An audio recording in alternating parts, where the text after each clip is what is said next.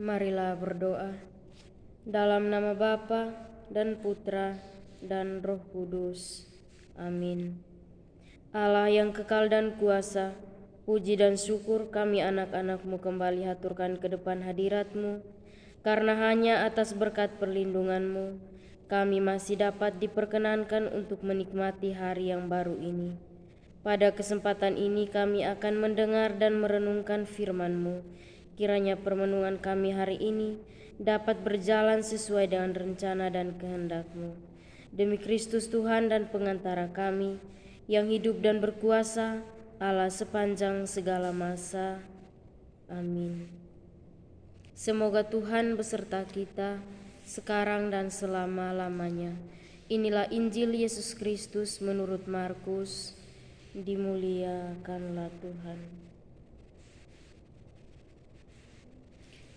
Pada suatu hari berkatalah Yesus kepada murid-muridnya, "Barang siapa memberi kalian minum air secangkir, oleh karena kalian adalah pengikut Kristus, ia tak akan kehilangan ganjarannya. Barang siapa menyesatkan salah seorang dari anak-anak kecil yang percaya ini, lebih baik baginya jika sebuah batu kilangan diikatkan pada lehernya, lalu ia dibuang ke dalam laut. Dan jika tanganmu menyesatkan engkau, penggallah, dan lebih baik bagimu dengan tangan terkudung masuk dalam kehidupan daripada dengan utuh kedua belah tangan masuk ke dalam neraka, ke dalam api yang tak terpadamkan. Dan jika kaki menyesatkan engkau, penggallah, karena lebih baik bagimu dengan kaki timpang masuk ke dalam hidup daripada dengan utuh kedua kakimu dicampakkan ke dalam neraka. Dan jika matamu menyesatkan engkau, cungkillah, karena lebih baik bagimu masuk ke dalam kerajaan Allah dengan bermata satu daripada dengan bermata dua dicampakkan ke dalam neraka, di mana ulat-ulat bangkai tidak mati dan api tak pernah padam. Sebab setiap orang akan digarami dengan api. Garam itu memang baik, tetapi jika garam menjadi hambar, dengan apakah kalian akan mengasinkannya? Hendaklah kalian selalu mempunyai garam dalam dirimu dan selalu hidup berdamai seorang dengan yang lain." Demikianlah sabda Tuhan, terpujilah Kristus.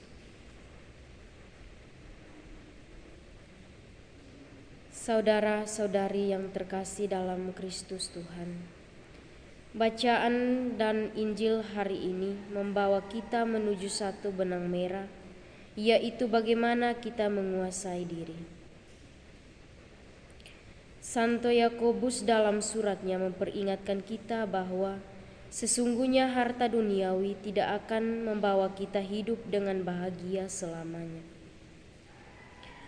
Harta duniawi tak selalu merujuk pada kekayaan, popularitas, tetapi dapat juga merujuk pada hawa nafsu, sombong, iri hati, serta segala sesuatu yang merujuk pada kebahagiaan semu.